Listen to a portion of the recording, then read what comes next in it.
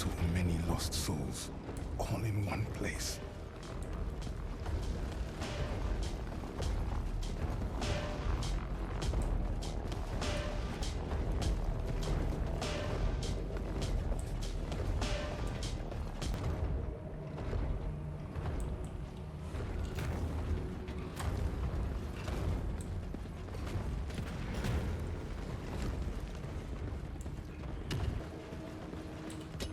All signs point to this.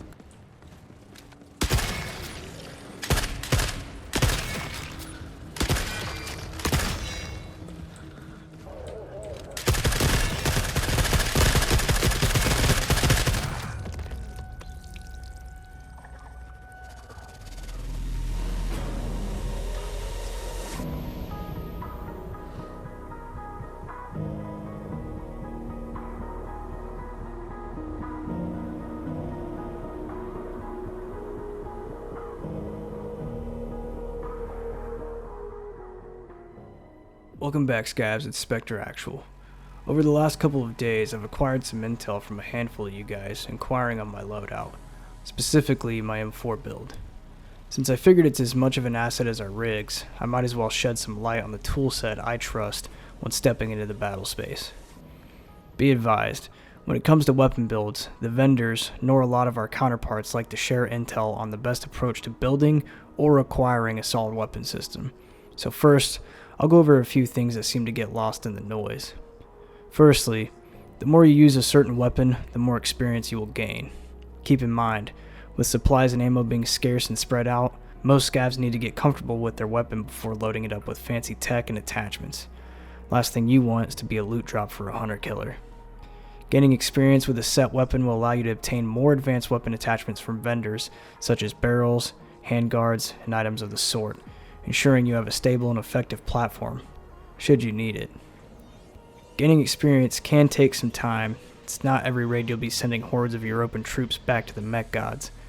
Lucky for us, you can acquire an M4 and an abundance of M4 parts and ammo at Scorched Enclave. The best approach I've used is to acquire the gotcha container within the area, which usually yields an M4 along with potential other weapon systems and gear items. Along the way, I'll ensure I'm hitting every possible ammo container as well as weapon mod container. Now keep in mind, things can get real hairy real quick in the Enclave, but if you let the battle fight itself, you'll be sure to get out of there with loads of useful attachments for an M4. You'll want to focus on looting the Europans. More times than not, they're supplied with M4s and usually carry extra stocks, handguards, and mags for them.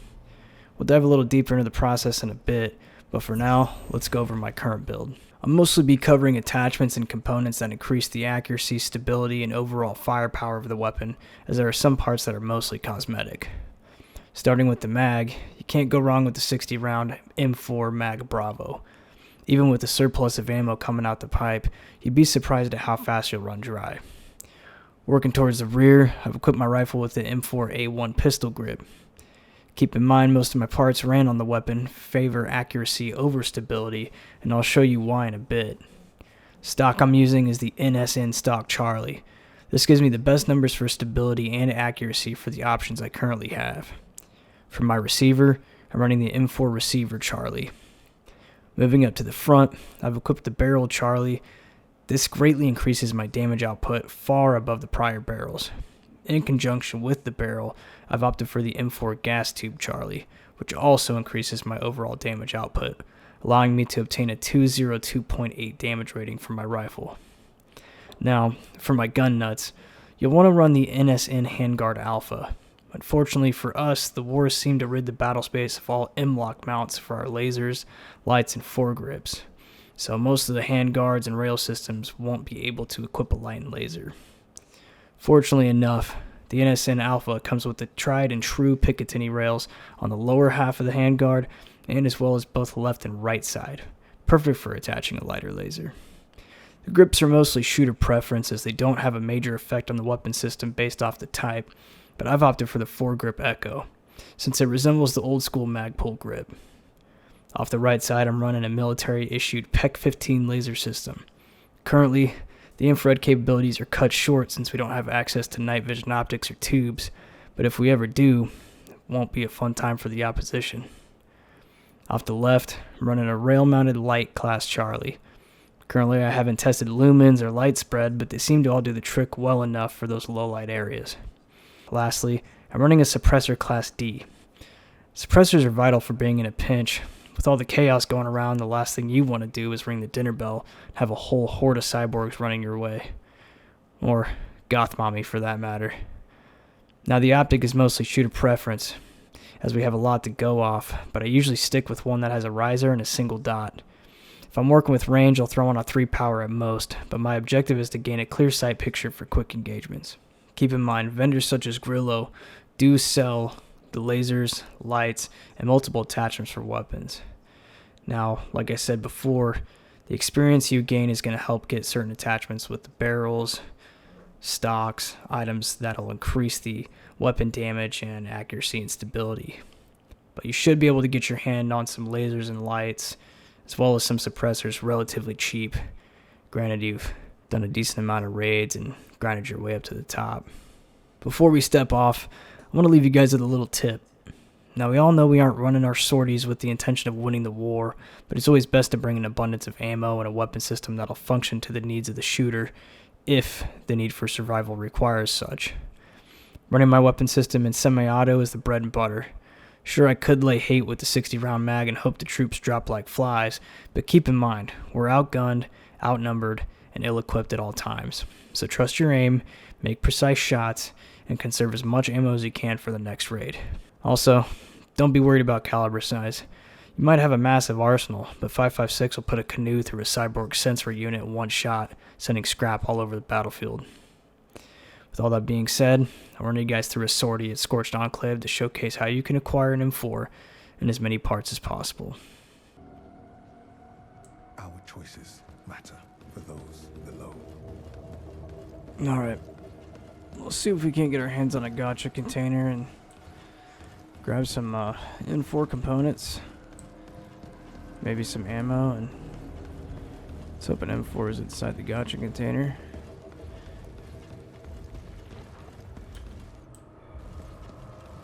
Some troops inbound. I'll let them pass here.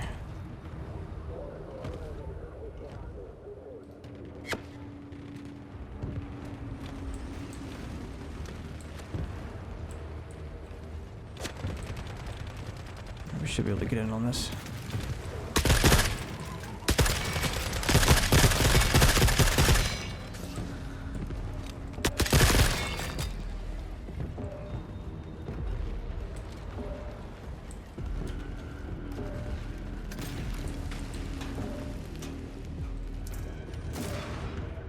M4 mag.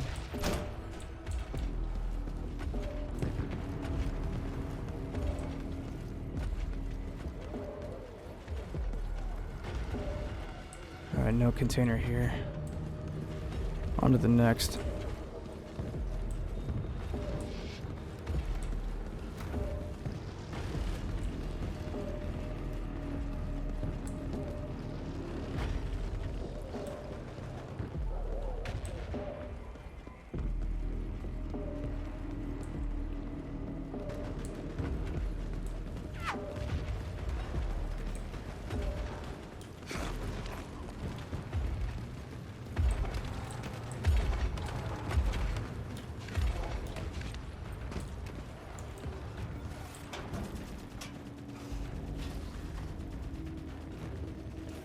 Some AK mods.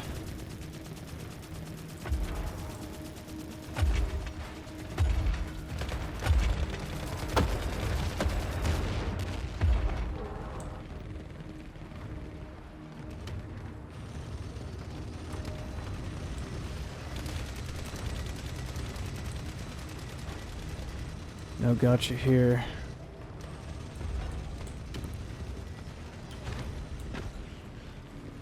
It might be center. Large lockbox, grab that. It pays to be the underdog. Definitely need some of these here. Yeah, just give me all that. Alright, let's see if we got the goods. Yep, there it is, bingo. Must take a moment to appreciate the good things. 5.56.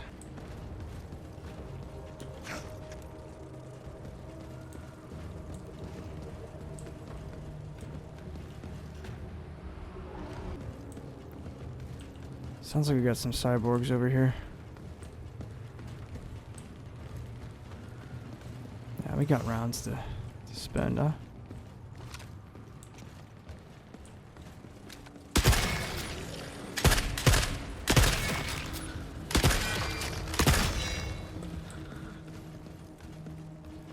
Come on.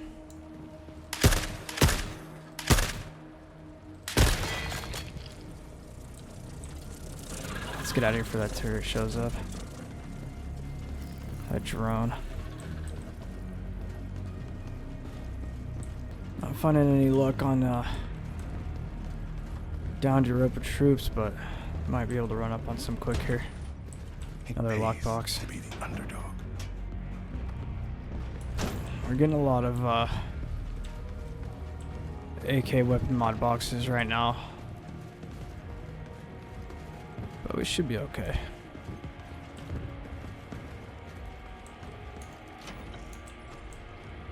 All right. Well, we got what we came for here.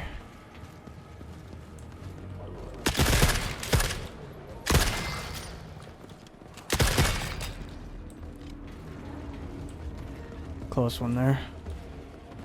Let's get a move on.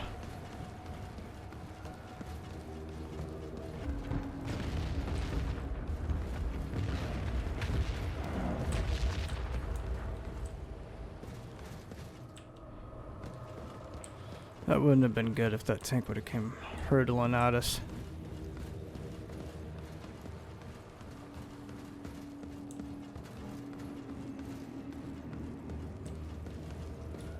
Alright, let's get out of here.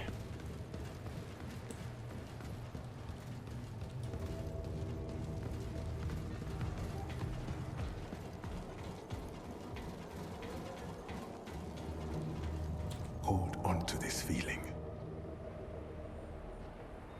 Alright. So we got out with at least 60 rounds extra of 5.56 on that. 2 large lock boxes just for some cash and gotcha containers, so we'll go ahead and open that. Yep, right there. M4A1.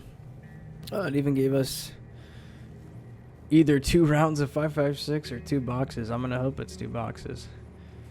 But yeah, it came out with an M4A1, G36, and a SCAR, as well as a 20 mil turret. So this is actually a pretty good gotcha container. So once again, as always, I really do appreciate you guys' support. These last 2 videos I've put out have got immensely good feedback, better than any of my other videos. I'm actually broke my view record. My prior view record, I think, was 7.2K on a video, probably about a year ago or whatnot. But you guys have absolutely crushed that. So I think my first Forever Winter video is up at 10K currently, as of uploading this video. And you guys are liking the content, so I know you guys want to see more guides. I did see quite a bit of people were interested in the weapon builds, so I figured I'd just kind of throw this in here. Let me know if you guys enjoy the more narrative side of things. I know my medbay guide videos is a lot more narrative. I've gotten some really good feedback on that.